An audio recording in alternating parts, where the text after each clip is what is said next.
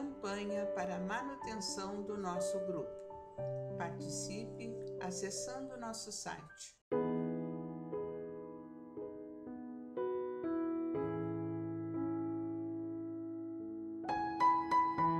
Olá, queridos irmãos, sejam todos muito bem-vindos ao canal do Grupo Espírita Francisco Xavier. Mais uma vez aqui, reunidos nessas reflexões, nessa comunhão de pensamento e que possamos aproveitá-los da melhor forma, né? Então hoje vamos continuar essa leitura desta nova obra, ao qual iniciamos a leitura Religião dos Espíritos, pelo Espírito de Emmanuel, Psicografia Chico Xavier. E nos caiu hoje para a leitura capítulo 3, cujo título é Tentação e Remédio.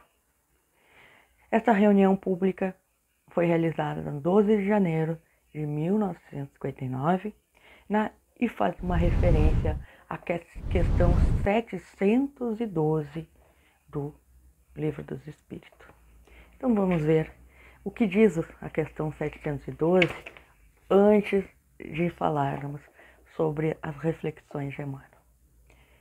No item Gozo dos Bens Terrenos, questão 712, Kardec pergunta: com que fim pôs Deus atrativos no gozo dos bens materiais? Olha só. Com que fim pôs Deus atrativos no gozo dos bens materiais? Para instigar o homem ao cumprimento da sua missão e para experimentá-lo por meio da tentação. 712A. Qual o objetivo dessa tentação? Desenvolver-lhe a razão que deve preservá-lo dos excessos. Olha a resposta dos espíritos. Desenvolver-lhe a razão que deve preservá-lo dos excessos. E aí tem comentário de Kardec. Se o homem só fosse instigado a usar dos bens terrenos pela utilidade que tem, sua indiferença houvera talvez comprometido a harmonia do universo. Deus imprimiu a esse uso o atrativo do prazer, porque assim é o homem impelido ao cumprimento dos desígnios providenciais. Além disso, porém, dado aquele uso, esse atrativo, quis Deus também experimentar o homem por meio da tentação e o arrasta para o abuso de que deve a razão defendê-lo.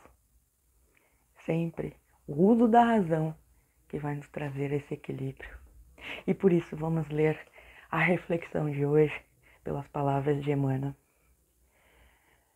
Qual acontece com a árvore a equilibrar-se sobre as próprias raízes? Guardamos o coração na tela do presente, respirando o influxo do passado. É assim que o problema da tentação, antes que nascido de objetos ou paisagens exteriores, surge fundamentalmente de nós, na trama de sombra em que se nos enovelam os pensamentos. Acresce ainda que essas mesmas ondas de força experimentam a atuação dos amigos desenfaixados da carne, que deixamos à distância da esfera física. Motivo porque muitas vezes os debuxos mentais que nos incomodam levemente, de início, no campo dessa ou daquela ideia infeliz, gradualmente se fazem quadros enormes e inquietantes em que se nos aprisionam os sentimentos, que passam muitas vezes ao domínio da obsessão manifesta.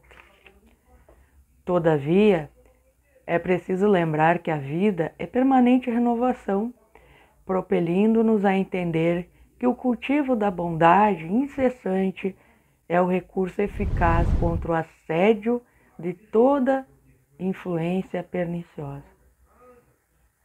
É o trabalho, por essa forma, o antídoto adequado, capaz de anular toda enquistação tóxica do mundo íntimo, impulsionando-nos o espírito a novos tipos de sugestão, nos quais venhamos a assimilar o socorro dos emissários cujos braços de amor nos arrebatam ao nevoeiro dos próprios enganos. Assim, pois, se aspiras à vitória sobre os viscos da treva, que nos arrasta para os despenhadeiros da loucura ou do crime, ergue no serviço a felicidade dos semelhantes o altar dos teus interesses de cada dia. Porquanto, mesmo delinquente, confesso, em se decidindo a ser o apoio do bem na terra, transforma-se, pouco a pouco, em mensageiros do céu. É muito linda essa mensagem, muito profunda, traz reflexões bem pertinentes para nós, né?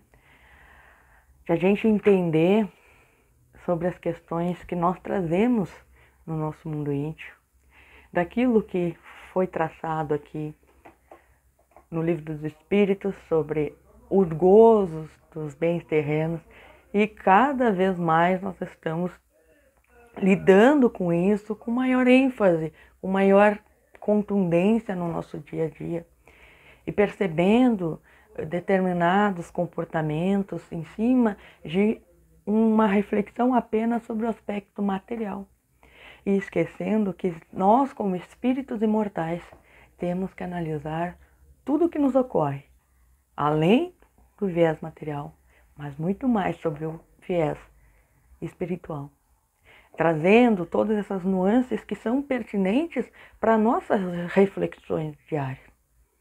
Porque hoje, quando falamos de tentação, remédio, gozos terrenos, e por que Deus nos dá a oportunidade de experimentar isso, é para que desenvolvamos em nós a nossa razão e possamos utilizá-las numa forma que condicione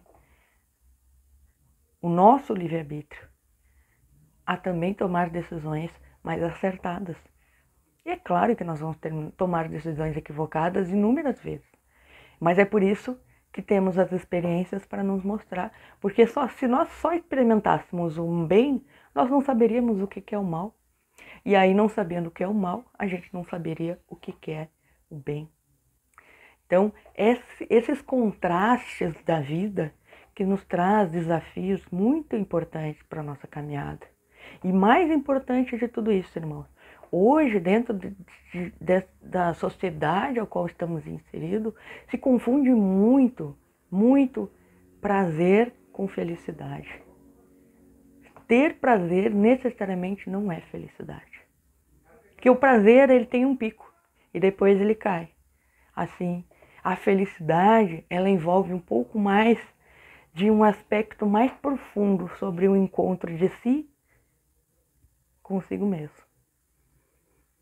E essas dificuldades, essas reflexões é que vão nos vendo que a gente tem que tentar equalizar, encontrar o equilíbrio nisso tudo, para não deixar nos perder nesses prazeres momentâneos, porque a vida é feita de momentos e nós temos que aproveitá-los da melhor forma, mas com razão, com equilíbrio, que os momentos de felicidade não sejam os momentos prazerosos, não sejam aquela coisa, alegria sem coisa, e os momentos mais tristes não seja aquela tristeza que acabe te levando para um abismo da depressão, por exemplo, né? Esse equilíbrio de sentimentos é que nós devemos buscar dentro desse contraste do mundo terreno que nos traz desafios diariamente, para refletirmos sobre o que é ter prazer e o que é ter felicidade, né? Então, irmãos, hoje ficamos por aqui. Muito obrigada. Fiquem com Deus. Até a próxima. Campanha para a manutenção do nosso grupo. Participe acessando o nosso site